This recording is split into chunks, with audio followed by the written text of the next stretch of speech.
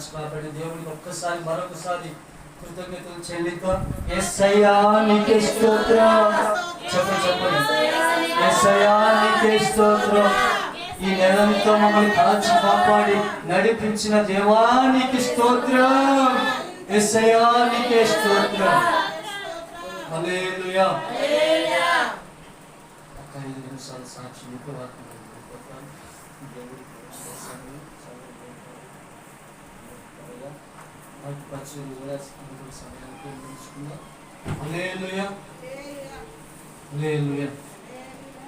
ప్రభు 7 నెలలు మనల్ని కాచి కాపాడి 8వ నెలలో ఎబెనేజరుగా ఉండి ప్రభు 7 నెలలు కాచి కాపాడి 8వ నెల నుంచి ఇమ్మానుయేలుగా మనకి తోడుగా ఉండి ఈ యొక్క నెలంతా 8 నెలంతా క్షేమంగా నడిపించారు ప్రభు. ఈ నెలకి ఎన్నో ఆదివారం అనేది చెప్పండి. చివరి ఆదివారం. నెక్స్ట్ ఆదివారము చెప్పాలి. 9వ నెలలోకి వెళ్ళిపోతాం. కాబట్టి ప్రేమేంది బిడ్డారా, ఈ నెలంతా మనకు ఆరోగ్యం ఇచ్చాడు దేవుడు. ఎవరైనా ఆరోగ్యం ఇచ్చాడు, క్షేమం ఇచ్చాడు, కాపుదల ఇచ్చాడు. ఆర్థిక పరిస్థితుల్లో నుంచి కానీ, ప్రతి ఇబ్బందుల్లో నుంచి కానీ, అవమానాలు కానీ, ఎదురైన నిందలు కానీ, ప్రతి సమస్యలు, అన్ని సమస్యల నుంచి ప్రేమ మనల్ని కాచి కాపాడి నడిపించిన నెల. అన్ని కాచి కాపాడి నడిపించిన నెల. ఈ నెల ప్రత్యేకమైనది. ఈ సంవత్సరానికి ఒక 8వ నెల ప్రత్యేకమైన నెల ఇది. ఎందుకంటే ఖచ్చితంగా సాక్షిగా చెప్తున్నాను. ఎందుకంటే ప్రభు ఈ నెలలో 8వ నెలలో స్టార్టింగ్ ప్రారంభం నుంచి మొదటి రోజు నుంచి చివరి వరకు ప్రభు ఆశ్చర్య కార్యాలు జరిగిస్తూనే వచ్చారు. అవునా కాదా చెప్పండి. అవును, నిజంగానే ప్రభు మన జీవితంలో ఏది అడిగాము, దేని గురించి ప్రార్థన చేసాము, అది ఖచ్చితంగా 8వ నెల నుంచి ప్రభు ప్రారంభం చేశాడు. దేని కొరకు ప్రార్థన చేసాము? ప్రతి సంవత్సరము జనవరి మొదటి రోజు ఏం విత్తబడుద్ది సంఘంలో? వాగ్దాన సందేశం. విత్తబడిన వాగ్దాన సందేశము నెరవేర్పు జరగాలి. ఆమేన్. విత్తబడిన వాగ్దానము మన జీవితంలో, సంఘంలో, మన జీవితంలో కూడా నెరవేర్పు జరగాలి. ప్రభు ఈ నెలలో ఇచ్చిన మనకి వాగ్దాన సందేశం. ఈ నెల నుంచి ప్రభు ఏం చేయబోతున్నాడంట? వాగ్దానాన్ని నెరవేర్చబోతున్నాను. చప్పట్లు కొడదాం పిల్లరా. హల్లెలూయా. ఈ యొక్క 8వ నెల నుంచి ప్రభు ఇచ్చిన సంఘానికి ఇచ్చిన వాగ్దానాన్ని, మన సంఘానికి ఇచ్చిన వాగ్దానాన్ని ప్రభు నెరవేర్పు జరిగిస్తా ఉన్నాడు. కార్యాలు చేస్తా ఉన్నాడు ప్రభు. అన్ని విషయాలు మనం లేవనెత్త కాచి కాపాడుతూ వస్తాం. ఈ యొక్క 8వ నెలలో ప్రభు స్టార్ట్ చేసిన ఒక వాగ్దానం నెరవేర్పు జరుగుతా ఉంది. జరుగుతా ఉందా లేదా చెప్పండి మీరే. ఖచ్చితంగా జరుగుతూ ఉంది. ఈ నెలలో కొన్ని జరిగించాడు. నెక్స్ట్ 9వ నెలలో జరగాల వద్దా? ఖచ్చితంగా జరగదు. దేవుడు ఏమో జరిగిస్తాడు దేవుడు. మాట ఇచ్చిన వాడు నమ్మదగిన వాడు. మాట ఇచ్చాడు, ఆయన జరిగిస్తూనే ఉన్నాడు. కానీ 9వ నెలలో 8వ నెలలో నుంచి దేవుడు ప్రారంభం చేసినప్పుడు 9వ నెలలో కూడా అంతే అభిషేకము. ఆ 9వ నెలంతా కూడా ఆవరించబడాలి. 9వ నెలంతా కూడా మనల్ని వెంబడించబడాలి. 9వ నెలంతా మనకి క్షేమం కావాలి. 9వ నెలంతా మనకి ఆరోగ్యం కావాలి. 9వ నెలంతా మనకి చీకటి బంధకాల నుంచి విడుదల కావాలి. 9వ నెలంతా ఆర్థిక ఇబ్బందులు వచ్చి మనం పైకి లేవాలి. 9వ నెలంతా మనకి ఏ నిందలు, ఏ అవమానాలు రాకుండా వాటిని ఎదుర్కొనే శక్తి ప్రభు మనకి ఇవ్వాలి. అంటే అభిషేకం మనకు అందరికి రావాలంటే ఈ యొక్క చివరి ఆదివారం నువ్వు నేనేం చేయాలి? ప్రార్థన చేయాలి. మొదలుపెట్టాలి. 8వ నెల నుంచి ప్రారంభం చేసావయ్యా, నెరవేర్పు జరుగుతుంది. 9వ నెలలో కూడా వచ్చేసరి మా అవిధేయతల వల్ల ఆగిపోకూడదని మన తీర్మానంలోకి రావాలి. ఈ దినం మనం తీర్మానంలోకి వచ్చి 9వ నెలలో కూడా బలమైన ఆశ్చర్య కార్యాలు ప్రభు జరిగించబోతున్నాడు. కాబట్టి ప్రేమైన దేవుని బిడ్డలారా, ఈ యొక్క 9వ నెలలో దేవుడు అనుకోని రీతిలో గొప్ప గొప్ప కార్యాలు 8వ నెలలో జరిగించాడు. 9వ నెలలో కూడా ప్రభువు జరిగిస్తాడని నేను నమ్ముచున్నాను. మీరు నమ్ముచున్నారా బిడ్డలారా? నమ్ముచున్నారా? నమ్ముచున్నారా? నమ్మువారికి సమస్తము సాధ్యం. సాధ్యపరుస్తున్నాడు దేవుడు. హల్లెలూయా. కాబట్టి కొద్ది సాక్షుల ప్రేమ వారికి దీవించి ఆశీర్వదించిన కనుక వాక్య పరిచయంలోకి వెళదాం. హెబ్రీయులకు రాసిన పత్రిక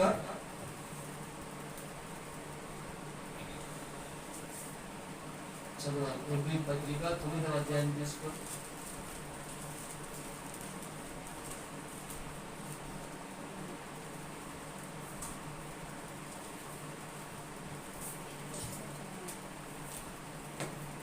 తొమ్మిదవ అధ్యాయము 7వ వాక్యం కానీ చదవండి.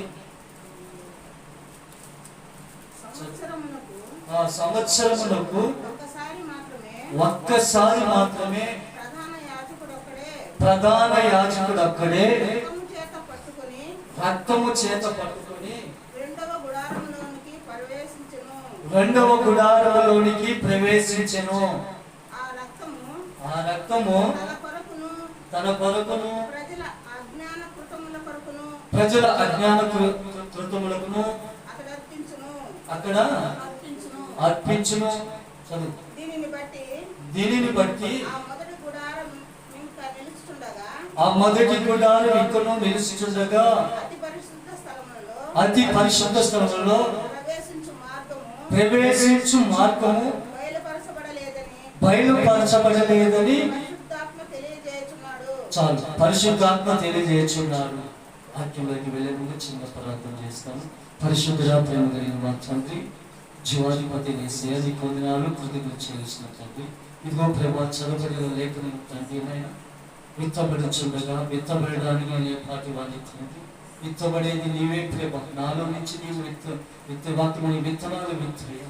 అవి కొన్ని త్రోవ పక్కన పడతాయి, అవి మంచి నేల పడతాయి, రాతి నేల పడతాయి. ప్రేమ బిడ్డ హృదయాలు మంచి నేలుగా ఉంటుంది, రాతి నేలుగా ఉంటుంది. ఏదేమన్నా నీ చేతులకు అప్పగిస్తున్నట్టు నన్ను కూడా అప్పగించుకుంటున్నాను తండ్రి.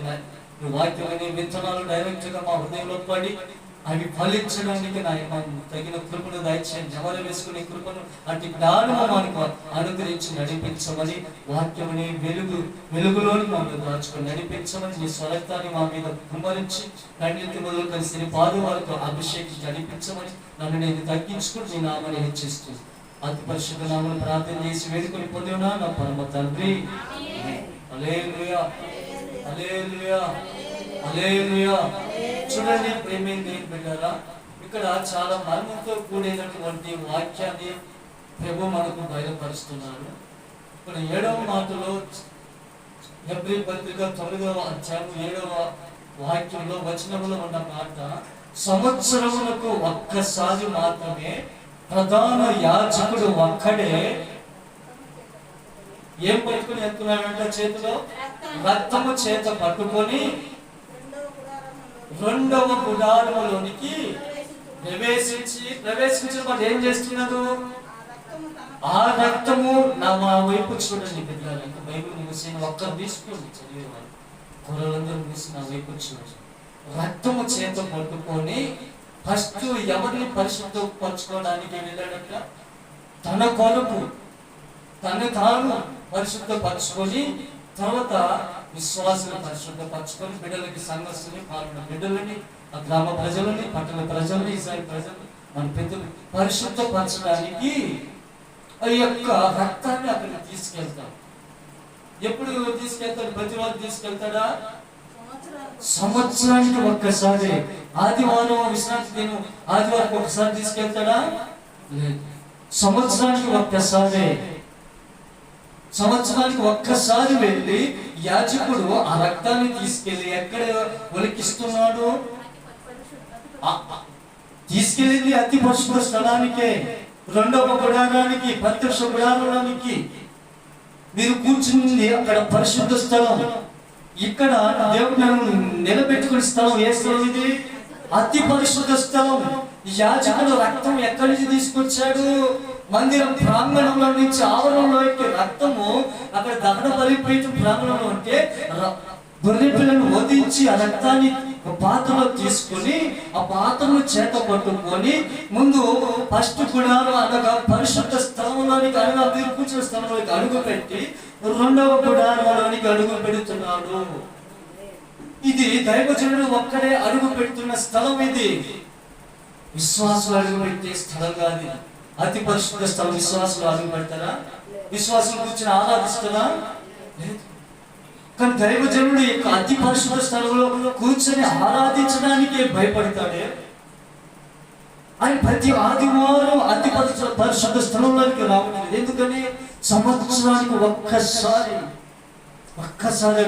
అడుగు పెట్టే తప్పుడు దైవజనుడికి కావలసిన నియమ నిబంధనలు ఉన్నాయి, అవి నిష్ఠలు ఉన్నాయి, ప్రతిష్ఠిత ఉంది. అవన్నీ ఉన్న వ్యక్తి, దాని కొరకు ప్రత్యేకంగా ఏర్పాటు చేయబడిన వ్యక్తి, దేవుడి చేత అభిషేకించబడిన వ్యక్తి, దేవుడు తప్ప వేరొకరిని వెంబడించకుండా దేవుడే శాశ్వతం, దేవుడే సర్వం అని ప్రతిష్ఠించుకొని వెలికి క్రమంలో ప్రధాన యాజకుడిగా మారుండాలి. అన్నిటిని ప్రతిష్ఠ చేసుకోవాలి. సిలువ వేసుకోవాలి, పాపాన్ని సిలువ వేసుకోవాలి, పాపాన్ని సిలువ వేసుకోవాలి. ప్రతి శరీర కోరికలు చంపేసుకోవాలి. ఈ యొక్క అడుగు పెట్టే దైవజనులో ఏమీ ఉండకూడదు. దేవుని రాజ్యంలో చేరాలంటే మనకి ఏ మనసు ఉండాలమ్మా? స్వరూప ఏ మనసు ఉండాలి? ఇస్సాకు ఏ మనసు ఉండాలమ్మా? మా మీరు ఏ మనసు ఉండాలి? వచ్చి అంత బిడ్డలు తీసుకొస్తాం. ఆ బిడ్డలు ఏ మనసు ఉంటుంది? చిన్న పిల్లలకు మనసు ఉండాలి. ఇప్పుడు దేవుడి బిడ్డలకు ఏ మనసు ఉండాలి? యేసు చిన్న పిల్లలు పోలి నడుచుకొని, అంటే చిన్న పిల్లల్లో ఏ హృదయం ఉంటుంది? స్వచ్ఛమైన మనసు. ఆ మనసులో ఏముండదు? కుట్రలు, కుతంత్రాలు, కల్మషములు, దాగులు, మచ్చలు, ముడతలు ఉండవు. అవన్నీ కడగబడాలి. అతి పరిశుద్ధ స్థలంలో ప్రవేశించిన వ్యక్తికి అలాగే ఉండాలి. పరిశుద్ధ స్థలంలో ఉన్న నీకు నీకు అలాగే ఉండాలి. అతి పరిశుద్ధ స్థలంలో ప్రవేశించిన నాకు, పరిశుద్ధ స్థలంలో ఉన్న మీకు చిన్న పిల్లలు పోలి హృదయం మనకు ఉండాలి. ఆ హృదయం కల్మషం లేని హృదయం, నిత్యము దేవునికి సమీపంగా ఉన్న హృదయం, నిత్యము దేవుని ఆత్మతో కలిసి నివసించే హృదయం, దేవుని ఆత్మ మనలో నివసించే హృదయం మనం కలిగి ఉండాలి. మన ప్రవర్తన బాగుండాలి, మన నడక, మనం బిహేవియర్ బాగుండాలి, మన చూపు బాగుండాలి. అన్ని విషయంలో లోబడి సరిచేయబడాలి. అంత భయభక్తులు కలిగి ఉంటే అక్కడ అతి పరిశుద్ధ స్థలంలోకి అడుగు పెట్టగలడండి దైవజనుడు. ఆఖరికి చవట బొట్టు కూడా ఆడ నేలను పడకూడదు. ఒక అతి పరిశుద్ధ స్థలంలో కూడా పడకూడదు. అతి పరిశుద్ధ స్థలంలోకి వచ్చేటప్పుడు ఎంత భయంతో వణికిపోతాడు. ఇక్కడ అతి పరిశుద్ధ స్థలంలో మేము ఉన్నంత వరకు భయమే. వాక్యం ఏ రీతిగా బిడ్డలకి బోధిస్తాము? భయం. వాక్యం తడబాటు జరుగుతుందేమో, లోకసంగా ఆలోచనలు వచ్చేస్తాయేమో, వ్యర్థంగా లోకానుసారంగా నడిపిస్తాయేమో భయం. ఈ యొక్క భయమే దేవుని వాక్యాన్ని నడిపిస్తుంది. కాబట్టి ప్రేమైన దేవుడి ద్వారా జాగ్రత్త. దేవుని భయం కలిగి మనము ఆయన కృప చేత నడిపించబడి. హల్లెలూయా, హల్లెలూయా.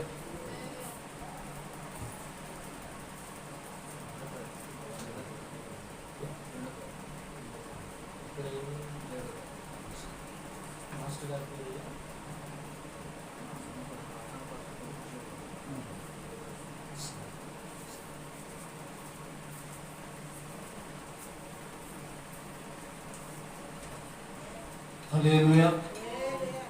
ప్రియమైన దేవుని బిడ్డలారా, దేవుని సముఖంలో మనం అడుగు పెట్టిన తర్వాత, మందిరంలోకి నువ్వు అడుగు పెట్టిన తర్వాత ప్రభు ఏది చూసుకోమంటున్నాడు? ముందుగా ఏది చూసుకోమంటున్నాడు? మన ప్రవర్తన. ఏది చూసుకోమంటాడమ్మా? మన ప్రవర్తన జాగ్రత్తగా చూసుకో. మందిరంలోకి వచ్చినప్పుడు దేవుని ఆరాధించడానికి వస్తున్నావా? వాళ్ళ వైపు ఏదో వైపు చూసుకోవడానికి వస్తున్నావా? ఒకసారి మన ప్రవర్తన జాగ్రత్తగా చూసుకుందాం. ఇది మందిరమే కానీ వేరొకటి కాదు. ఇది మందిరమే కానీ వేరొకటి కాదు. మందిరంలోకి నువ్వు అడుగు పెట్టినప్పుడు ప్రవర్తన, బిహేవియర్ జాగ్రత్తగా ఉండాలి. అంటే మందిరంలోకి ప్రవేశించినప్పుడు ఎవరు మనల్ని చూస్తున్నారు? చెప్పండి. ఎవరు మనల్ని చూస్తున్నారమ్మా? ఎవరు మనల్ని చూస్తున్నాడయ్యా? రెస్పాండ్ లేదే. ఎవరు చూస్తున్నారు? దేవుడు చూస్తున్నాడు. అనగా పరిశుద్ధాత్మ దేవుడు యేసయ్య మనల్ని చూస్తున్నాడు. అమ్మో, దేవుడు నన్ను చూస్తున్నాడు, వాళ్ళతో నేను ముచ్చట్లు ఆడితే దేవునికి రేపు నేను లెక్క చెప్పాలని భయం మనలో ఉండాలి. కాబట్టి ప్రియమైన దైవ జనాంగమా, దేవుని భయం మనలో ఉండాలి. దేవుని భయమే మన ప్రవర్తన మారుస్తుంది, మన బిహేవియర్ మారుస్తుంది, మన పద్ధతుల్ని మారుస్తుంది, మన శరీరేచ్ఛను మారుస్తుంది. దైవికమైన స్వస్థత, దైవికమైన ఆలోచనలు, దైవికమైనటువంటి ఈ యొక్క మార్గాల్లో దైవికమైన శక్తిని అనుభవించడానికి, పొందుకోవడానికి తగిన కృపించి నడిపిస్తుంది. చూడండి, యాజకుడు అతి పరిశుద్ధ స్థలంలోనికి రక్తాన్ని చేత పట్టుకుని వచ్చాడు. అతి పరిశుద్ధ స్థలంలోనికి వచ్చి సంవత్సరానికి ఒక్కసారి అతి పరిశుద్ధ స్థలంలో అడుగు పెడుతున్నాడు.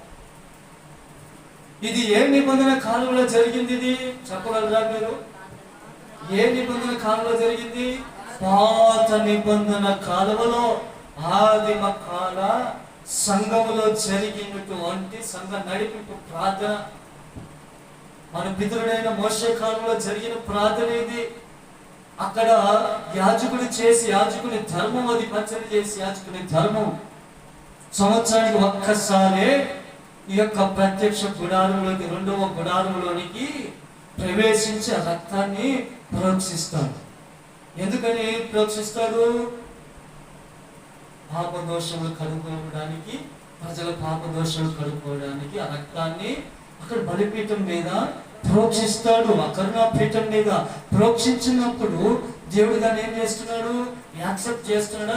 తిరస్కరిస్తున్నాడా? చెప్పండి. స్వీకరించాలంటే ఇక్కడ సేవకులు ఎలా ఉంటే స్వీకరిస్తారు, బిడ్డలు ఎలా ఉంటే స్వీకరిస్తారు. ఇదిగో నేను సంవత్సరానికి ఒక్కసారి అతి పరిశుద్ధ స్థలంలోనికి వెళ్తున్నాను, నేను ప్రవేశిస్తున్నా, నేను తిరిగి మరలా ప్రాణంతో వస్తున్న గ్యారంటీ లేదు, గ్యారంటీ లేదు.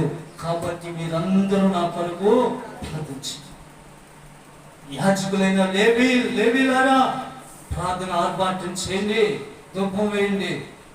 అతి పరిశుద్ధ స్థలంలోకి ప్రవేశించాలంటే ఆషామాషి కాదయ్యా, ఈ యొక్క ప్రార్థన సరిపోదు.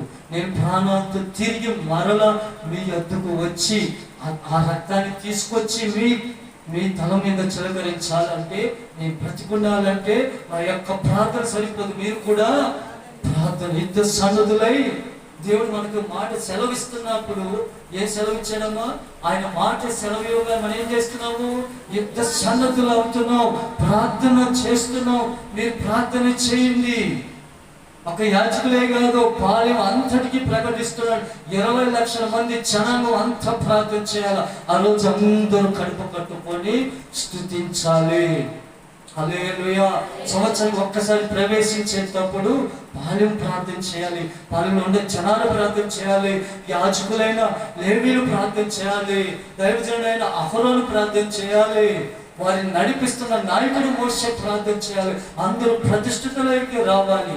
అట్టి ప్రతిష్ఠిత కలిగినటువంటి ఈ యొక్క ప్రార్థన సంవత్సరానికి ఒక్కసారి నియమ నిష్టలతో కూడిన ప్రార్థన జరిగించి అక్కడ దైవజనులు అడుగు పెట్టి ఆ రక్తాన్ని ప్రోక్షించి తన కొరకు, తన బిడ్డల కొరకు, తన ఆత్మీయుల కొరకు, పరిచారకుల కొరకు, సంఘ పెద్దల కొరకు, వాళ్ళ జనాల కొరకు,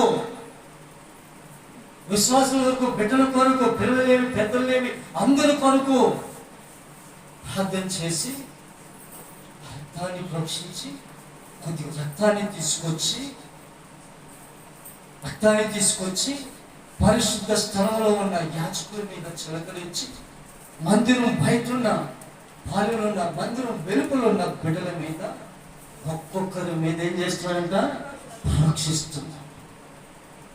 ప్రోక్షించినప్పుడు వారి పాప దోషాలు కడగబడతాయని మన పితరుల నమ్మకం.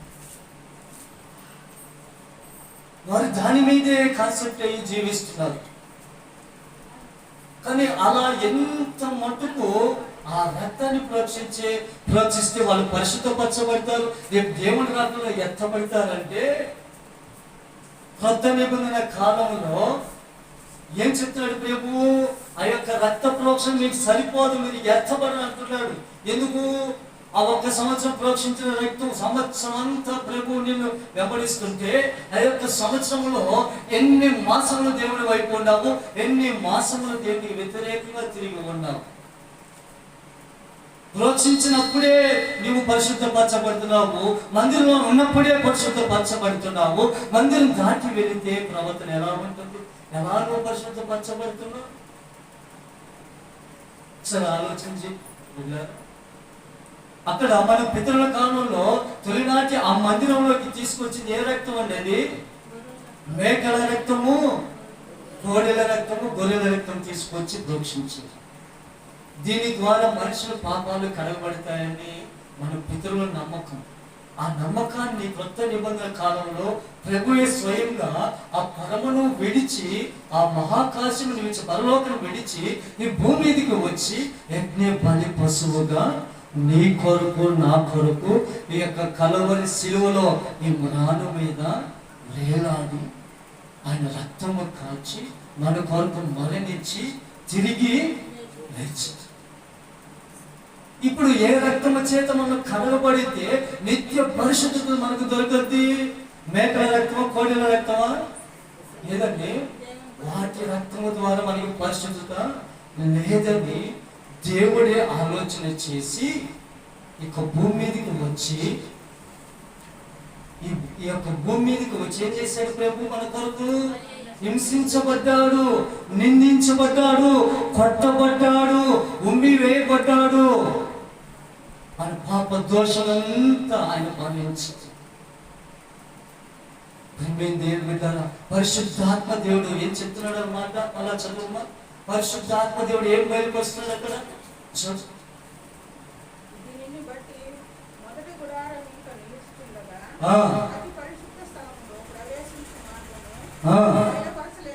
బయలుపరచబడలేదని పరిశుద్ధాత్మ తెలియజేస్తుంది. ఆమేన్. నువ్వు పరిశుద్ధ స్థలంలోనికి వచ్చావు అమ్మా. ఇక్కడ విశ్వాసం మీరందరూ పరిశుద్ధ స్థలంలోనికి వచ్చారు. నేను కూడా పరిశుద్ధ స్థలంలో ఉన్నాం. ఈ యొక్క మరణంతో కూడిన మాట ఇక్కడ దాగబడి ఉంది. ఇక రెండవ గుడారంలోకి సంవత్సరానికి ఒక్కసారి ప్రవేశించిన యాజకుడు ఇప్పుడు మన పాప దోషంలో కడగబడాలంటే ఎవరి రక్తం కావాలి? ఎవరి రక్తం కావాలి చెప్పండి? యేసయ్య రక్తం. మనకు తెలుసా ఆయన రక్తం కావాలని? ఆ కాలంలో మన పితరులకు తెలియదు, మనకే తెలియదు, అది దేవుడికే తెలుసు. ఆయనే స్వయంగా వచ్చి ఈ భూమి మీద ఉన్న పరిశుద్ధ స్థలంలోకి ప్రభు అడుగు పెట్టాడా చెప్పండి? ఆ కాలంలో మన పితరులు కట్టిన ఆ యొక్క గుడారంలోకి అడుగు పెట్టారా? మీకు తెలుసా? పెట్టాడా ప్రభు? దేవుడు వాక్యం సెలవిస్తుంది కదా, మనుషులు కట్టిన ఆలయంలో ఆయన ప్రవేశిస్తాడా? మనుషులు కట్టిన ఆలయంలో ప్రవేశిస్తాడా ప్రభు? ఎక్కడ కడతావు నువ్వు ఆలయాన్ని? ఎక్కడ కడతావు ఆలయాన్ని? ఈ హృదయంలో కట్టమంటున్నాడు. ఇది నీ చేతులతో కట్టబడింది, ఇది కూలిపోద్దేమో నాయన. ఈ హృదయం అనే ఆలయాన్ని కట్టు, దాన్ని కూలిపోకుండా నేను కాపాడుతానని దేవుడి వాక్కు సెలవిస్తుందండి. హల్లెలూయా. మనుషులు కట్టిన ఈ ఆలయం కొన్ని దినాలు పడిపోద్ది, కొన్ని దినాలు గ్యారెంటీ ఉంటుంది. ఒక 10 సంవత్సరాలకి 20 సంవత్సరాలు ఉంటుంది. తర్వాత ఒకరికి పెచ్చు ఊడిపోద్ది. నీ హృదయంలో యొక్క దేవుని ఆలయం కట్టుకున్నావు అనుకోండి, మన భూమి మీద ఉన్నంత వరకు ఈ ఆలయము నిలిచి ఉంటుంది. ఈ హృదయంలో దేవుడు నిలిచి ఉంటాడు. కానీ ఎందుకు కట్టారయ్యా మనుషులతో నిలుస్తున్న ఆలయం అంటే, ఇదిగో చట్టోళ్ళ కోసం కట్టారు. ఎక్కడోళ్ళ కోసము? ఇక్కడ ఉండే వాళ్ళ కోసం, మన కోసం కట్టారు. ఒకరు బాధలతో వస్తారు, ఒకరు నిందలతో వస్తారు, ఒకరు అవమానాలతో వస్తారు, ఒకరు ఆరోగ్యం సరిలేక వస్తారు. అయ్యా నేను అప్పు నిందాపులు పాలైపోయిన అప్పులకు ప్రార్థన చేయని వస్తారు. ఒకరు దెయ్యాలకు చీకటి పట్టి వస్తారు. నానా రకాల బిడ్డలు వస్తారు. కానీ వాళ్ళకందరికీ ఒక స్థలం కావాలి. వారి బాధలు వినడానికి, వారి కోరికలు వినడానికి, వారి సమస్యలు వినడానికి ఒక స్థలం కావాలి. ఆ స్థలం కావాలని దేవుడు నిర్ణయించి ఏం కట్టించాడు? మందిరాన్ని కట్టించాడు. ఆ మందిరానికి వచ్చిన నీవు నేను వచ్చి మనం ప్రార్థన చేస్తుంటే మన సమస్యలన్నీ ఎవరు వింటారండి? ఎవరు? దేవుడు. హల్లెలూయా. మందిరం కట్టి ఓపెనింగ్ రోజు ఎవరిని పిలుస్తామండి?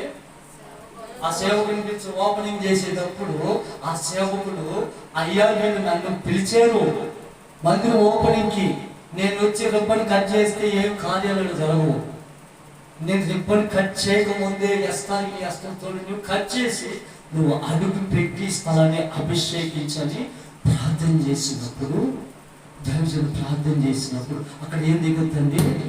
పరిశుద్ధాత్మ దిగి వచ్చి ఈ యొక్క స్థలాన్నంతా అభిషేకించి పరిశుద్ధపరిచి దేవుని నివాస స్థలముగా మారుస్తుంది. హల్లెలూయా, హల్లెలూయా. మార్చినప్పుడు అప్పుడు ఇదే స్థలం అంటారండి, ఇది ప్రార్థనా స్థలము. పరిశుద్ధాత్మ దిగి వచ్చి దేవుని ఆరాధించే స్థలముగా మారుస్తుంది. అతి పరిశుద్ధ స్థలానికి ఎవరు ముందు ఈ స్థలాన్ని ఎక్కుతారండి? చెప్పండి. రిబ్బన్ కట్ చేసి దేవుడు చెక్తాడా? ఎవరు ఎక్కుతాడు? చెప్పండి. ఈ యొక్క మందిరం ఓపెనింగ్ అప్పుడు అపోస్తులైన మోసెస్ గారు పాస్టర్ పిలిస్తే ఆ సార్ వచ్చి రిబ్బన్ కట్ చేసి ప్రార్థన చేసి పాట పాడుతూ వచ్చాడు. ఇక్కడికి హల్లెలూయా. ఎడగొచ్చి నిలబడిపోయాడు. ఆయన ప్రార్థన చేశాడు, ఎడగొచ్చి నిలబడిపోయాడు. అతి పరిశుద్ధ స్థలంలో నేను అడుగు పెడుతున్నాను ప్రభువా, నాకంటే నువ్వు ముందు అడుగు పెట్టని ప్రార్థన చేసి ఆయన రక్తాన్ని ప్రోక్షించారు. హల్లెలూయా. అడుగు పెట్టారు. అడుగు పెట్టి ప్రార్థన చేస్తున్నందుకు ప్రజల పాపదోషాలు కడిగయ్యా, సంఘ దైవజనుడు పాపదోషాలు కడిగయ్యా, సంఘ బిడ్డలు కడుగయ్యా, ఈ గ్రామ పట్టణస్తులు మార్చయ్యా అని మరపెట్టాడండి. మరపెట్టి అభిషేకించి దైవజనుడి చేతికి అప్పగించాడు. బాధ్యత జాగ్రత్తగా నడిపించు సంఘాన్ని. చెప్పాడా లేదా? ఏమంటారు? చెప్పారా లేదా? అప్పుడు ఉందా లేదా? కానీ అప్పుడు చెప్పిన మాట లేదు. జాగ్రత్త, జాగ్రత్త. పరిశుద్ధాత్మ దేవుడు సంచారం చేస్తున్న స్థలం వాళ్ళకి అప్పటి అయినట్టు సంచారం చేస్తున్న స్థలము నువ్వు జాగ్రత్తగా పరిచర్య జరిగించని హెచ్చరికలు కొన్ని దైవజనుడికి చెప్పి ఆమెను బయలుదేరి వెళ్ళాడు. ప్రార్థన చేసి జరిపించాడు. చివరిలో హెచ్చరికలు జరిపించాడు. ఆత్మీయ నాయకుడు, మా నాయకుడు మాకు వచ్చిన మాట ఏంటి? హెచ్చరికలు. జాగ్రత్త, నీ ఇష్టానుసారంగా సంఘ పరిచర్య నడిపిస్తాయేమో జాగ్రత్త. దేవుడి యందు భయభక్తులు కలిగి నడిపించు. సక్రమంగా సంఘ పరిపాలన చేయని నాయకత్వ బాధ్యతలు సంఘము నెరవేర్చు. ఈ నెరవేర్చేటప్పుడు పరిచయం చేసేటప్పుడు కష్టాలు వస్తాయి, శ్రమలు వస్తాయి, శోధనలు వస్తాయి, నిందలు వస్తాయి, అనారోగ్యాలు వెంటాడుతాయి, చీకటి క్రియలు శోధిస్తాయి, చదువుల శక్తులు నీ మీదకి దాడి చేస్తాయి, బయట శక్తులు నీ మీదకి దాడి చేస్తాయి. వాటి అన్నిటిని ఎదిరించాలంటే నువ్వు ఇక్కడ ధూపం వేయాలి. మందసం దగ్గర ధూపం వేయాలి. ఎప్పుడు మడుచునే ఉండాలి. సంఘంలో దీపం ఎప్పుడు మడుచునే ఉండాలి. హల్లెలూయా, హల్లెలూయా. హెచ్చరికలు చెప్పాడు. పరిచారకులు కూడా అదే హెచ్చరికలు చెప్పి అదే నడిపింపులో సంఘంలో కొనసాగించబడతాడు. యాజకుడు అతి పరిశుద్ధ స్థలానికి తీసుకొచ్చి ఆయన రక్తాన్ని ప్రోక్షించారు. ఏ రక్తం అది? మన పితరులు చెప్పండి. కోడిల రక్తము, మేకల రక్తం, గొర్రెల రక్తం. ఆ రక్తం అంట ఇప్పుడు చెప్తాము. ఆ రక్తము బయలుపడిన రక్తం అంట. ఆ రక్తం ఏ రక్తం అది? పరిశుద్ధ రక్తం కాదంట. మన పితరులు చేసిన రక్తం ఏది? పరిశుద్ధ రక్తం కాదు, అది బయలుపడిన రక్తం. ఈ నెలలో పరిశుద్ధపరచబడుతుంది, నెక్స్ట్ నెలలో అపవిత్రతలోకి వెళ్ళిపోతుంది. ఆ రక్తం ఏమైపోతుంది? మైలుపడిపోతుంది. ఎంత కాలం మైలుపడిన రక్తంతో వీళ్ళు అలాగే ఉంటారని దేవుడు యోచించి